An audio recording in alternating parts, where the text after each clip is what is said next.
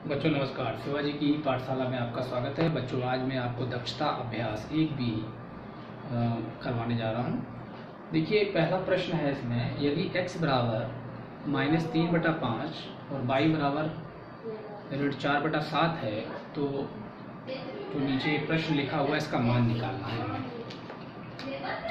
यानी इसमें हमने क्या करना है, x की जगह x का मान और y की जगह y का मान रखना है और उसके बाद इसकी कैलकुलेशन करना है बच्चों। चलिए करते हैं शुरुआत। x का मान x की जगह और y का मान y की जगह रखना है।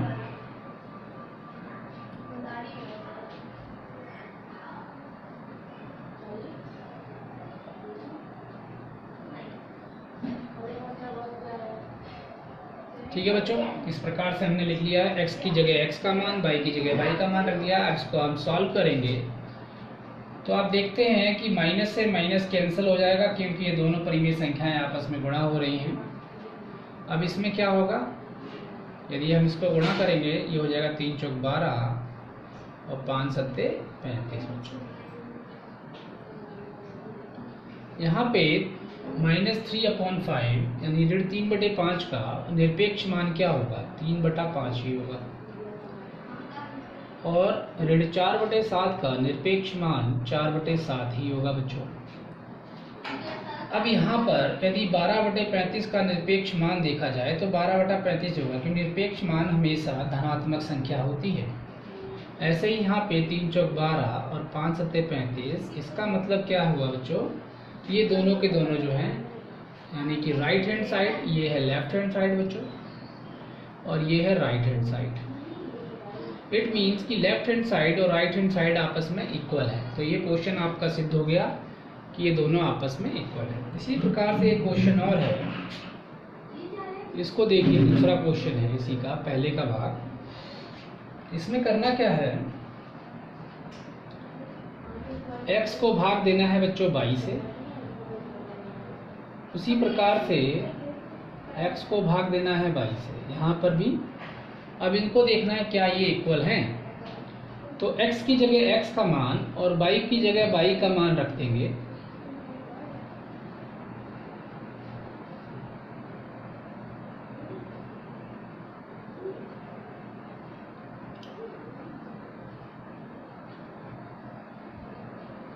ठीक है, यहां पर भी हम क्या करेंगे,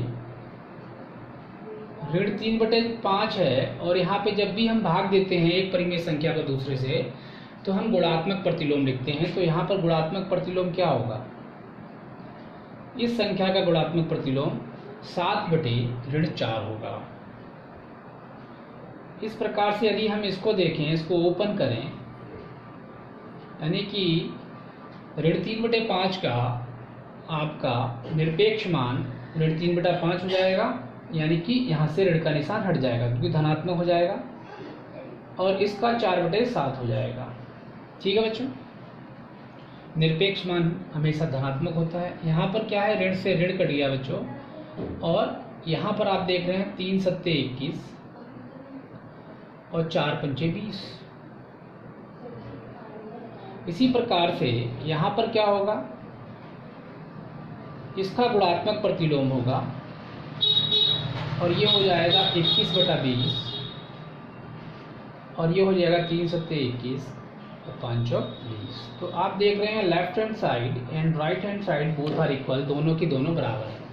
ये आपका पहला प्रश्न था जो कि मैंने आपको सॉल्व करवाया। इसी प्रकार से दूसरा प्रश्न ये है कि उन सभी परिमेय संख्याओं को ज्ञात कीजिए जिनका निरपेक्ष मान 5/6 है। चलिए इस क्वेश्चन को भी कर लेते हैं। कह रहा है कि वो परिमेय संख्याएं बतानी है जिसका निरपेक्ष मान हमें दे रखा है। ठीक है, तो कर लेते हैं ये भी।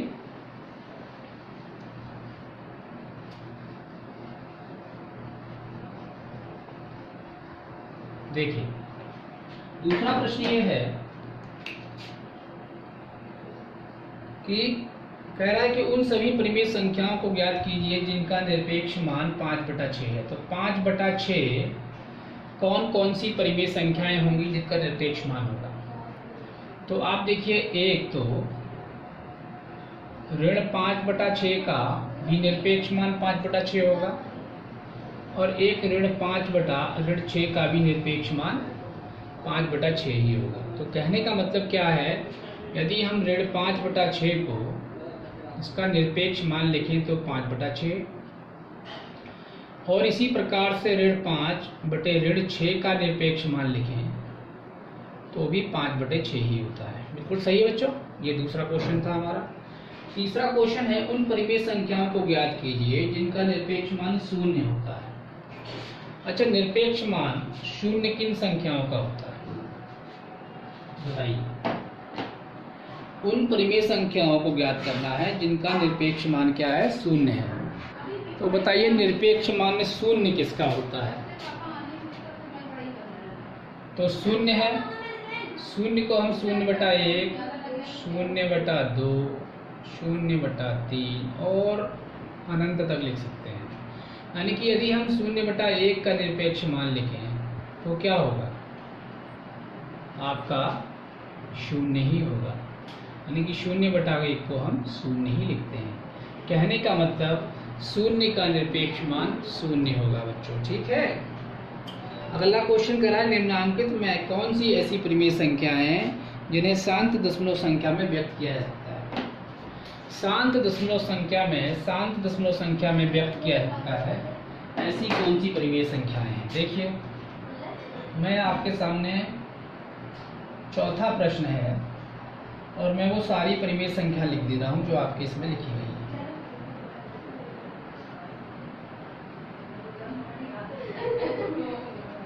ये मिश्रित भिन्न है ये वाली बच्चों, इसको अभी हम कन्वर्ट कर लेंगे।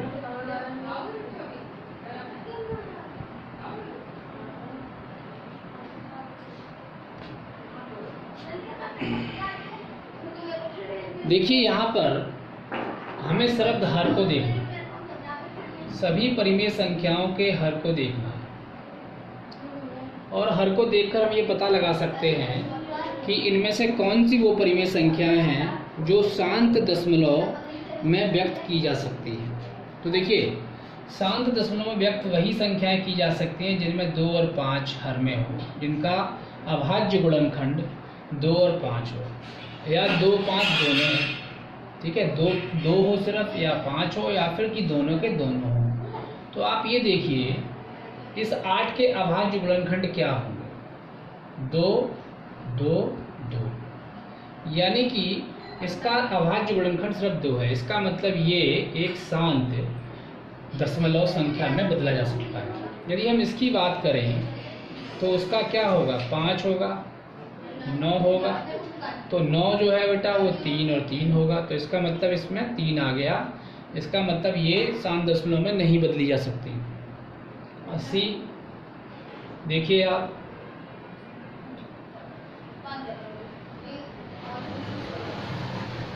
बताइए, इसमें कहीं और कोई संख्या नहीं आई, इसका मतलब इसको शांत दशमलव में क्या किया सकता है, इसको भी बदला जा सकता है। इसको देखिए, इसमें तो 7 है, ये तो बिल्कुल नहीं बदल सकता, और ये 2 और 3 होंगे इसके गुणनखंड, तो इसको भी नहीं बदला सकता। तो शांत दशमलव में सिर्फ 3 परिमेय संख्याएं यहाँ दे रखी हैं, एक ये और दूसरी ये और तीसरी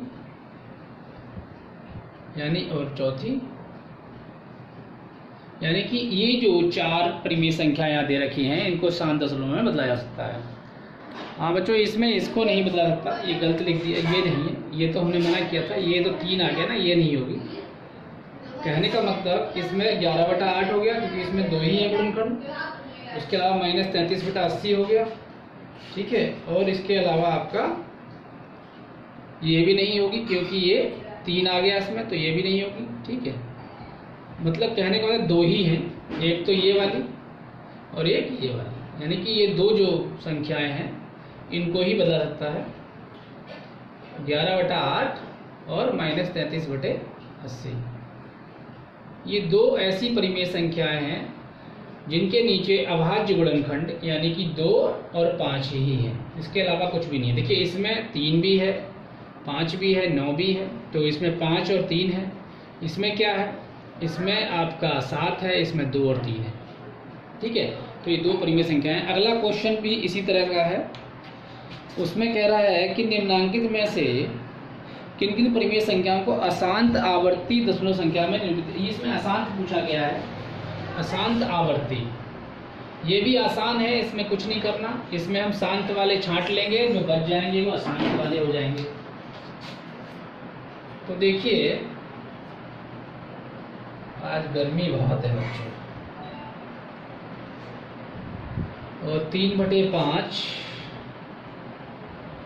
और 17/30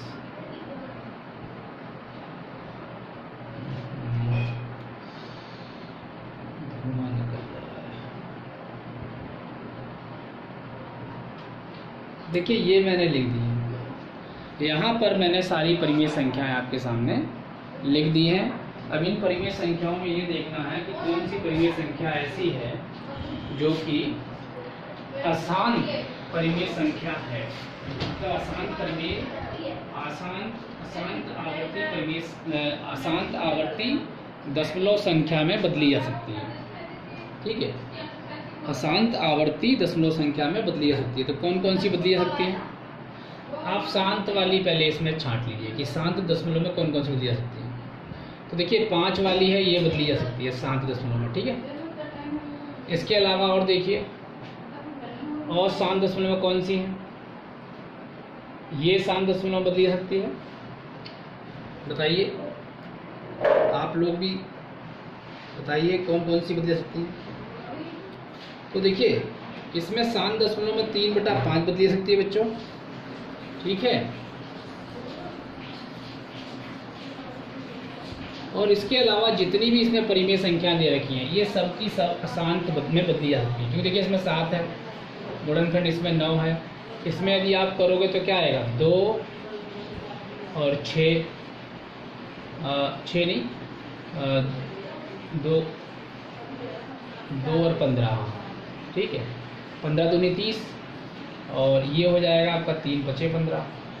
कहने का मतलब यहाँ पे 5, 3 और 2 है, तो 3 और 3 आ गया इसमें, तो 3 आने का मतलब ये भी अशांत हो गई।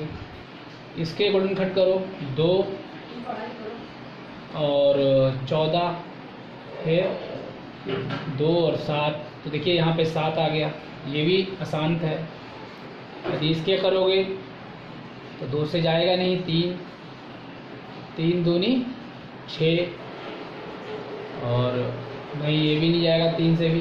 5 से करो तो हो जाएगा 5, 5 × 1 = 5, और 5 दूनी 10, 5 × 1 = 5। उसके बाद 11, 11 है ना, 11 को 11 से करेंगे तो आपका 121 आएगा। तो ये आपका हो गया, आपका ये भी अशांत हो गया, ये भी अशांत हो गया, ये भी अशांत हो गया, ये अशांत है ही, और ये 7 ही होगा। कहने का मतलब सिर्फ एक ये जो है ये शांत दशमलव में बदली जा सकती है।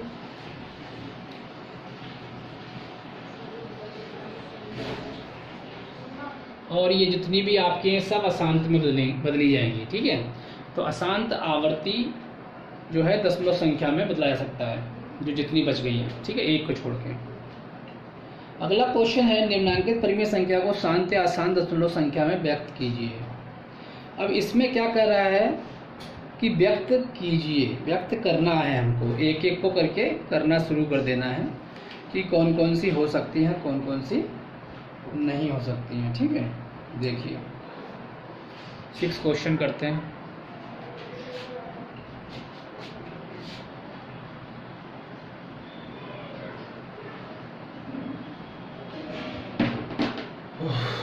सिक्स क्वेश्चन देखिए बच्चों, यहाँ पे कह रहा है शांत या अशांत, जिसमें भी बदली जा सकती है, ये है।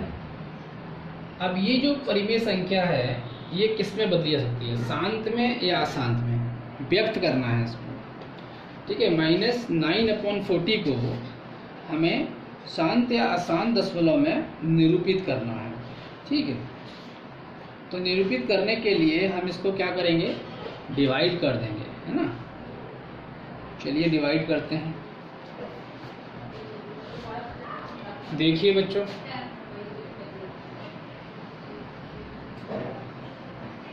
ठीक है, 4 हो गया। 13। ठीक। हाँ तो बच्चों देखिए क्वेश्चन करते हैं। ये क्वेश्चन बेटा थोड़ा गलत लिख दिया है मैंने। ये देखिए क्वेश्चन ये है, -9/40 है बच्चों। ठीक है, अब इसको करेंगे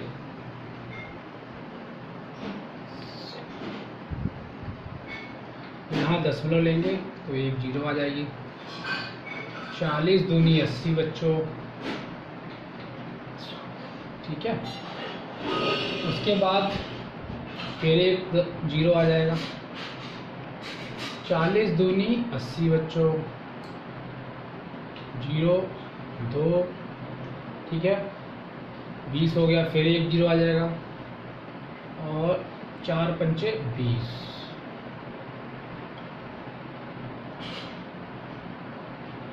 यानी कि ये हमने इसको दशमलव में बदल दिया, तो इसका क्या होगा 0.225, और यहाँ पे ऋण का निशान है तो ऋण लगा देंगे बस।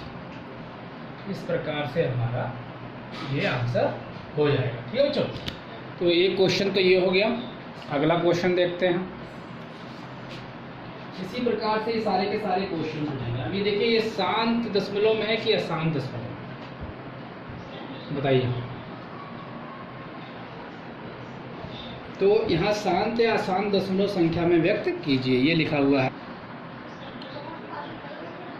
तो बच्चों ये कौन सी हो गई, ये शांत दशमलव संख्या हो गई आपकी, क्योंकि इसमें क्या हुआ है, इसमें 0.225 ये कंप्लीट डिवाइड हो गया। यानी कि इसमें जो शेषफल है, ये जो नीचे शेषफल आप देख रहे हैं यहाँ पे 0 आ गया, कुछ भी यहाँ पे शेषफल में बचा नहीं। तो ये हमारी शांत दशमलव परिमेय संख्या है। ठीक है, और वैसे भी हम इसको शांत दशमलव में बदल गई है। वैसे भी हम चेक कर सकते हैं, यदि 40 के गुणनखंड करें तो बच्चे आपके आएंगे 2 और 20, फिर 20 के करें तो 2 और 10, और फिर 10 के करें तो बच्चों 2 और 5। तो आप देख रहे हैं 2 2 2 5, मतलब इसमें जो गुणनखंड आए हैं 2 और 5 ही आया है, इसमें कोई और संख्या अभाज्य संख्या नहीं आई। तो कहने का मतलब 2 और 5 ही इसके गुणनखंड है, इसीलिए एक ये शांत दशमलव में निरूपित की जा सकती है ये वाली परिमेय संख्या। ठीक है, इसी प्रकार से और भी जो परिमेय संख्या है उनको भी आप कर सकते हैं, करके देख सकते हैं। मैं आपको दिखा देता हूँ एक और करके, और इसी प्रकार सारी करके देखेंगे और आप कर सकते हैं। अगला देखिए,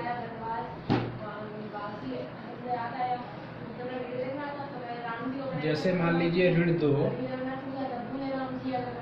सही 4/11, इसको हम पहले कन्वर्ट कर लेंगे। ठीक है, ये आपका जो है कन्वर्ट हो जाएगा 11 दूनी 22 और 4 26। ठीक है, ये आपका इम्प्रॉपर फ्रैक्शन में कन्वर्ट हो गया है। ठीक है, एक प्रॉपर फ्रैक्शन होता है, फ्रैक्शन मतलब भिन्न, जिनके हर बड़े छोटे होते हैं, हर बड़े होते हैं, वही इम्प्रॉपर फ्रैक्शन होते हैं। जिनके हर बड़े और अंश छोटे होते हैं वो प्रॉपर फ्रैक्शन होते हैं बच्चों। ठीक है, इसी प्रकार से देखिए इसको हम क्या करेंगे, इसको हम भाग कर देंगे। ठीक है, इसको भाग कीजिए 11 दूनी 22, कितना आएगा 4, यहाँ पे 0 लगा दीजिए, और दशमलव लीजिए, फिर 0, 11 3 33, 7 आएगा, फिर 0, 11 6 66, कितना आएगा बच्चों 4। फिर देखिए यहाँ पर क्या हो रहा है, फिर ये रिपीट होने लगेगी संख्याएं, हम करके दिखाते हैं आपको। फिर 11 3 33, 7 0, देख रहे हैं, फिर 4 आ जाएगा। कहने का मतलब क्या कि अब ये 36 36 जो है हमारा, ये रिपीट हो रहा है, तो इसका क्या बनेगा, इसका आपका -2 0.3636 यही चल जाएगी। अब इसमें हमें करना क्या है, इसको हम किस प्रकार से दिखा सकते हैं, -2.36 जो रिपीट हो रहा है उसके ऊपर हमने इस तरीके से रेखा लगा देंगे। इसका मतलब ये हो गया कि ये जो है संख्या बार बार रिपीट हो रही है, ठीक है। तो यही दशमलव में हम इसको, और ये क्या है, ये अशांत है। आवर्ती का मतलब होता है बच्चों बार बार रिपीट होना, ठीक है। अशांत आवर्ती दशमलव, ठीक है, अशांत आवर्ती दशमलव संख्या। और आपने देखा क्योंकि इसमें क्या हो रहा है, बार बार रिपीट हो रहा है, ठीक है। आप पिछले लेक्चर्स को देखिएगा, आपको शांत और अशांत में पूरी तरीके से अंतर समझ में आ जाएगा। शांत और अशांत में आपको पूरी तरीके से समझ में आ जाएगा, ठीक है बच्चों।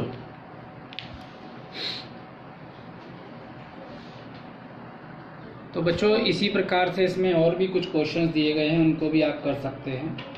अब 7वें क्वेश्चन पे हम लोग चलते हैं। इसमें दशमलव में दिए गए हैं और उनको भिन्न में बदलना है, यानी कि जो संख्याएं थी वो दशमलव में यहाँ दी गई हैं और उनको हमें किस में बदलना है, भिन्न में बदलना है। तो देखिए क्वेश्चन नंबर 7 है।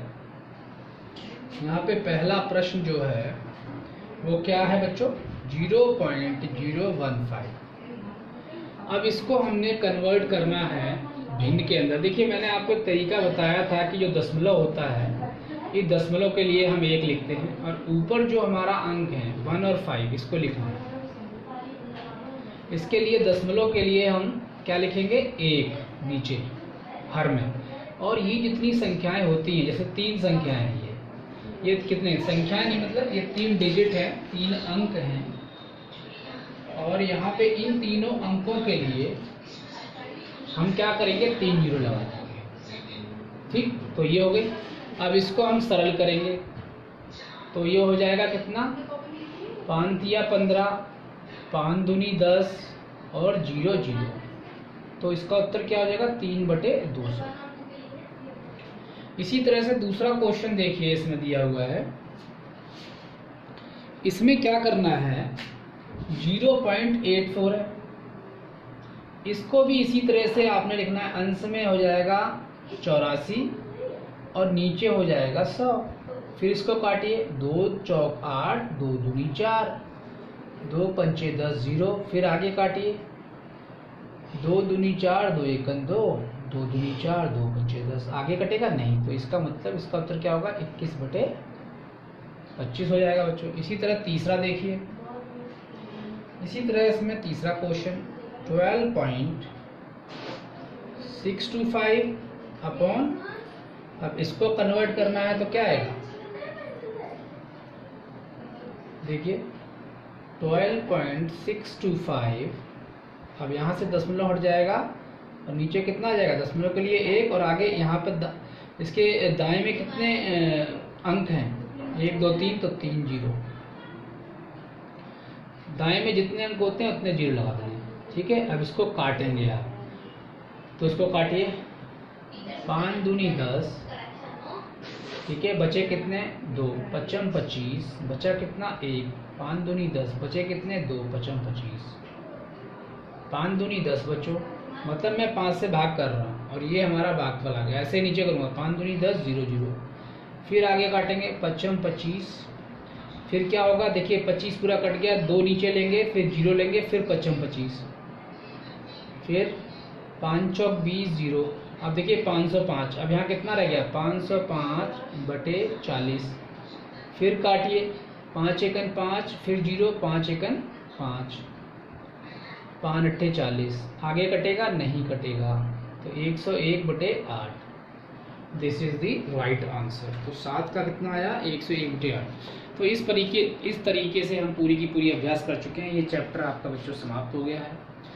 इसके सारे के सारे वीडियोस मैंने अपलोड कर दिए हैं, बड़े ध्यान से इनको देखिएगा। कहीं पर कहीं त्रुटि होती है वीडियो के अंदर तो उसको आप मुझे कमेंट में बताइएगा, मैं उसको सही करवा दूँगा, ठीक है। कई बार ऐसा हो जाता है, वीडियो बनाते समय बच्चों कुछ गलतियाँ हो जाती हैं, क्योंकि हम लोग भी कोई ऐसा तो है नहीं, भगवान है। तो गलतियाँ होती रहती हैं, इसलिए इनको थोड़ा सा सुधार कर लेना। जो गलतियाँ हैं वो पूछिएगा, मैं उनको सही करवा दूँगा, ठीक है। लेकिन मेथड जो मैंने आपको बताए हैं, मेथड बिल्कुल एज इट इज़ यही होंगे। कहीं कहीं पे ऐसा हो जाता है, कई बार अंक उतारने में गलती हो जाती है, कहीं पे साइन लगाने में। तो लेकिन जो मेथड है, उस मेथड को हमने उसी हिसाब से क्वेश्चन को करना है और बड़ी ध्यान से करना होता है, और हम आप अपने आंसर्स को जो है निकाल पाते हैं इसमें, ठीक है। तो सारा अभ्यास हमारा जो है पूरा हो चुका है।